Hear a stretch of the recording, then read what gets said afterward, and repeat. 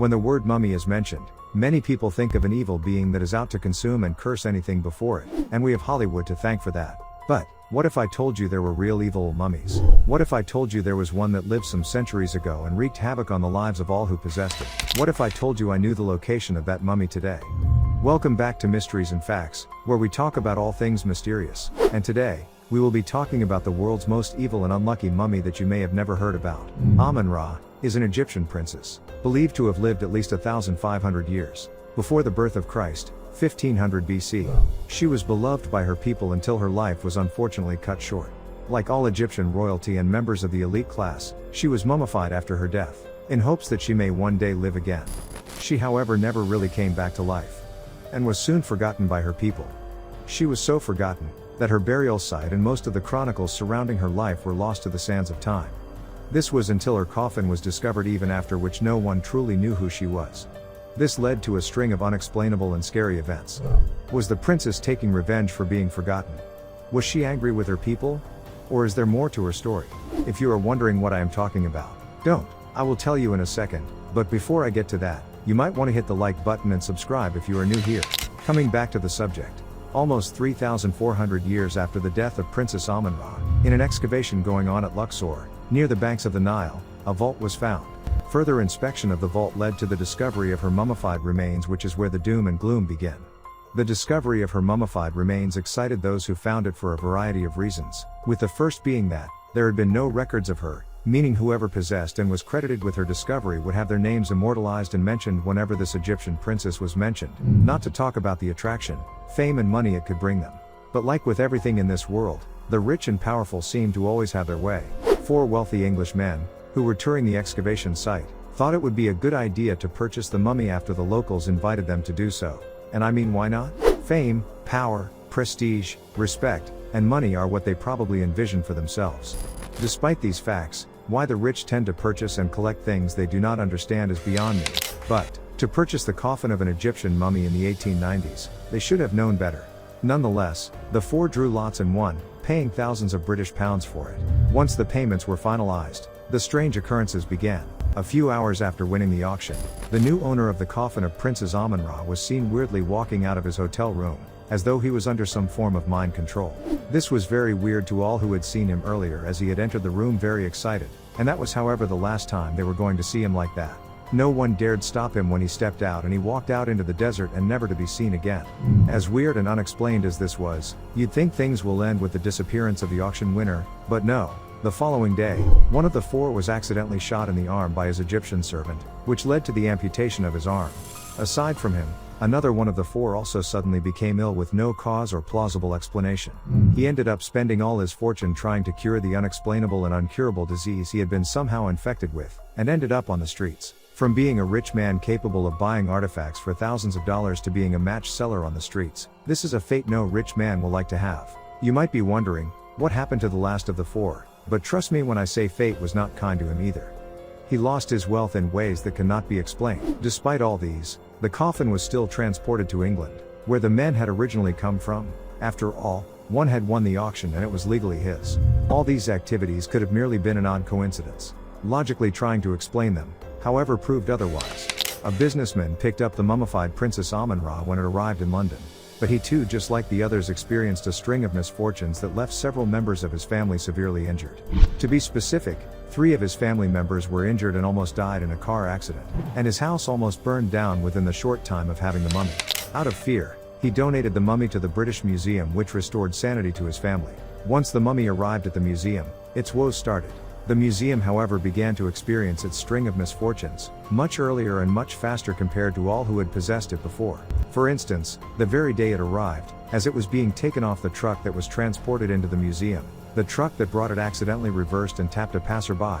Fortunately, his injuries were not fatal and he lived. You'd think that will be enough for the day, but a few minutes after, one of 2 workmen moving the mummy suddenly slipped and broke his leg. Once again, although he was left incapacitated for a while, he still lived. The same cannot be said for the other one, who was in good health though, as he died mysteriously with no true explanation. The museum could overlook the accidents as negligence and human error, and consider the sudden death of the employee a coincidence. But it could not ignore the report of the security man who swore he could hear a woman wailing from the coffin each night. Even if it tried to, its staff members started getting injured one after the other since the arrival of the mummified Princess AmenRa. Soon, it was no longer injuries and neither was it the wailing of a woman from the coffin. Instead, the employees of the museum who worked around the mummy started dying. One of the first to die was the security guard who reported that he could hear a woman wailing from the coffin each night. One visitor at the museum is said to have flicked a speck of dust from the exhibit of the mummy, even though you are not supposed to touch them, and his child mysteriously died of measles soon afterwards. One of the supervisors asked that it be moved to the basement, where they were sure no one will interact with it in a bid to keep everyone safe. But this too did not work. One of the helpers who moved it mysteriously died, and the supervisor himself was found dead in his office. The museum was perplexed by the whole thing and tried to keep the news within, but bad news spreads quicker than wildfire and the media got wind of it. Yes, your guess is as good as mine on this one. Once the media heard it, everyone did. But this made things worse, as one of the journalists responsible for spreading the news was not spared by Princess AmenRa. It is reported that he took a picture of the mummy's coffin and developed the film only to see the horrifying face of a woman. It disturbed him so much that he committed suicide. He shot himself in the head.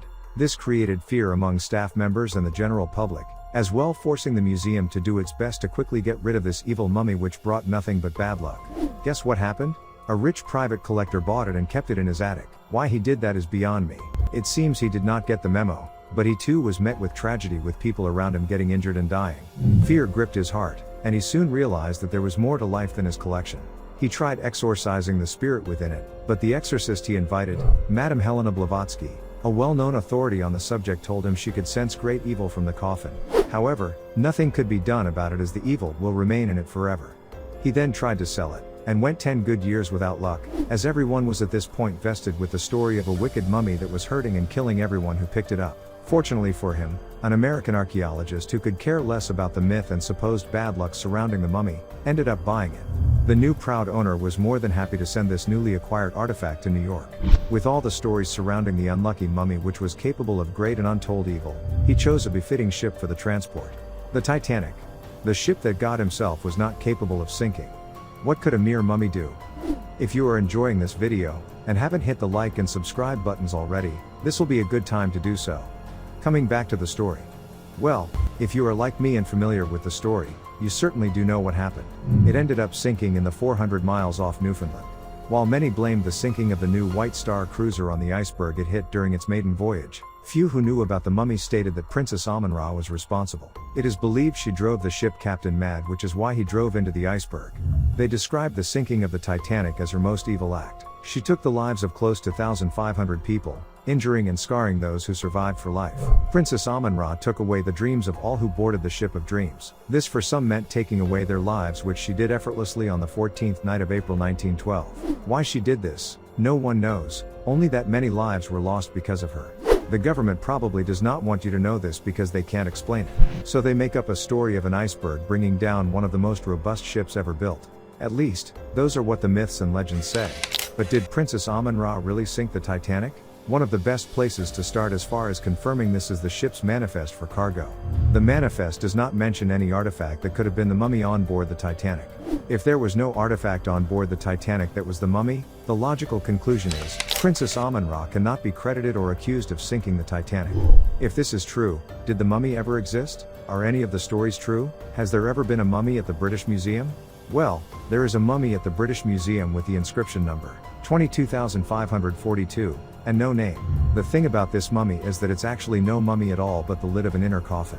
The workers and management at the museum confirm that there is nothing unlucky about the coffin as it has caused them no trouble, despite being there since 1889. If you have been paying attention, you'd realize the date is not too far from when the rumors say Princess AmenRa was found. What's more, the museum reports that the coffin lid has not left its premises since it arrived, and so it could not have been on the Titanic. Some other inconsistencies include the names mentioned, such as Helena Blavatsky. Although she was a real person and was an occultist, she died of influenza in 1891 and the Titanic sunk in 1912. She could not have been alive at the point the story described that she was. I could go on, but the more I continue, the more you would realize that the claim that unlucky mummy was responsible for bringing down the Titanic could not be true. If you were starting to fall in love with the idea that a supernatural being could have brought down the Titanic, I am sorry I will have to burst your bubble. The facts do not support it. So, where did the story start from? It is believed that, a passenger on board the Titanic named William Stead started telling ghost stories on board the ship. These ghost stories he told were similar to those that have been shared and heard about Princess AmenRa. Stead died when the ship went down, which further cemented the story in the minds and hearts of those who heard him speak, causing them to retell it with some actually believing he was telling the truth. They retold the story as many times as they could, which is how we have this myth and legend. But one very important question remains. Is the unlucky mummy real? Did Princess AmenRa exist at all?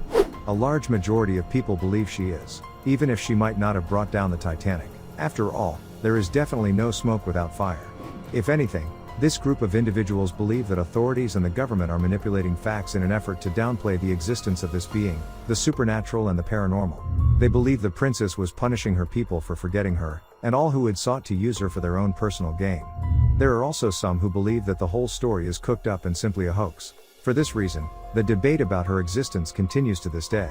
But what do you think? Share with us in the comments section. While you are at it, do not forget to like this video, subscribe and hit the notification bell for more. Thanks for staying with us. See you in the next video.